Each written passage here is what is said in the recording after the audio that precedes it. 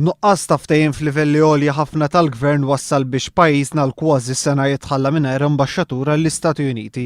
Dan l-istazzjon huwa infurmat li m'hemmx qbil mal-isem tal-persuna li qed tkun proposta għal din il-kariga li ġġor magħha responsabilità u prestiġju.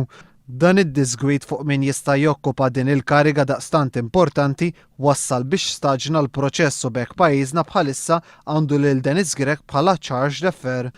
Il-Konvenzjoni ta' Vienna drittijiet diplomatiċi tqis lil charge d'affaires bħala lanqas fir-ranking tad-diplomatiċi tant li ma jajjaċ lil kap tal-istat bħal fil-każ ta' ambaxxatur.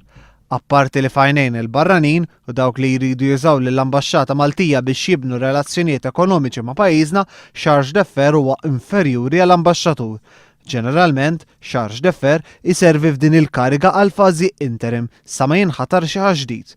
Fil-każ tal-ambaxxatur Malti għall-Istati Uniti din il-kariga ilha battala sa mill-31 ta' Lulju tas-sena 2011 u dan kien ikkonfermat mill-Viċi Prim Ministru Tonio Borg meta kienet iwieġeb għall-interpellanza parlamentari ta' Leo Brincat. Ironikament fl-istess milli Malta baqgħet ma ħatritx ambaxxatur l-Istati Uniti ħatret ambaxxatriċi li hija l-ewwel waħda wara snin twal li ntażlet mill-Gvern Amerikan mhux għall-affiljazzjoni politika tagħha iżda l-ħiliet kbar tagħha fil-kamp diplomatiku.